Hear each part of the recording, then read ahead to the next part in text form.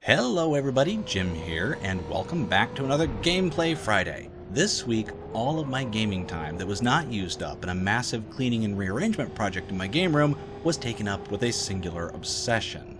It began while driving the Gray Cat over to have the umpteenth look around my Starfarer. On the way, I accidentally rammed headlong into a spare Aurora I had lying around for testing purposes. To my delight, it banged out of the way with a satisfying jump and jounce.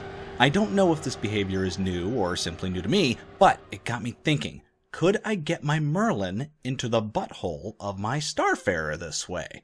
The first challenge, which was gladly accepted, was moving the Aurora out of the Merlin's projected path, and it was accomplished so neatly that I'm beginning to think that I was a valet in a past life.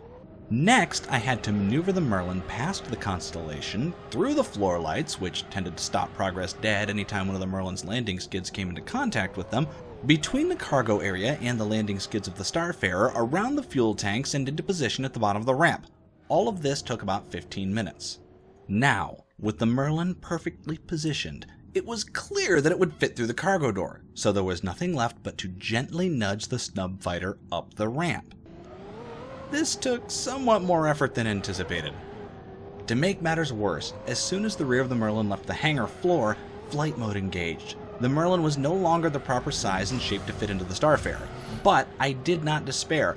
Ever the persistent idiot, I proceeded to put the proverbial square peg through the round hole using the biggest hammer I could find. After some finagling, it seemed as though, with the proper angle, even in flight mode, the Merlin could be coaxed through the door. Then, it all fell apart. The Merlin, after switching back to landing mode, defeated local physics and fell through the floor.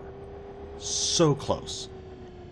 Nearly half an hour of effort had been wasted, so, of course, I did it again. And again. And again.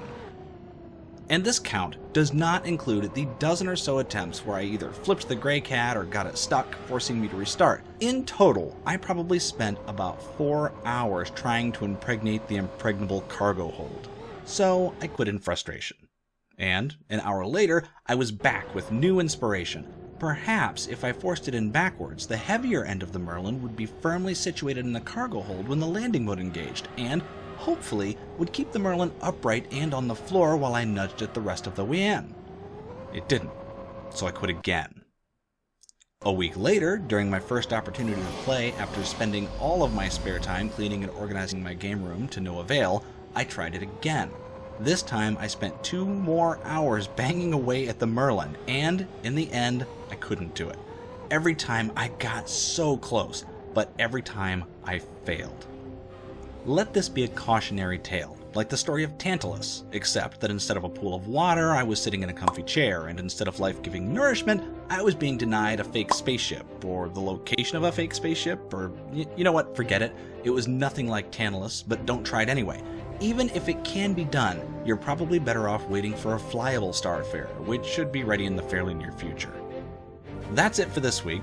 Sorry for the lack of content in this video, but the cleaning of a single room has really been kicking my butt lately, which makes a certain amount of sense since some of this organizing has needed to be done since about 2001. Unfortunately, there is still more to do. For now, thanks to everybody for watching, subscribing, and especially for commenting. You guys are what's making Star Citizen fun for me at the moment, and I greatly appreciate it.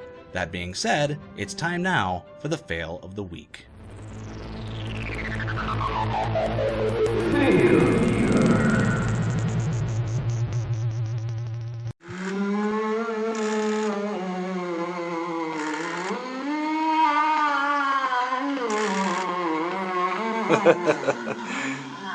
That's my mummy Uki, and the one good thing to come out of organizing this week. I found his power cord. I'm very happy.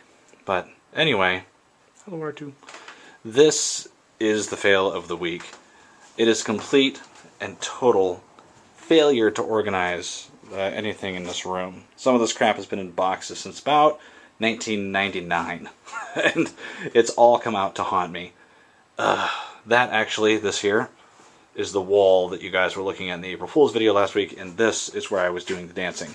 Everything has been pulled out of boxes and laying on the floor.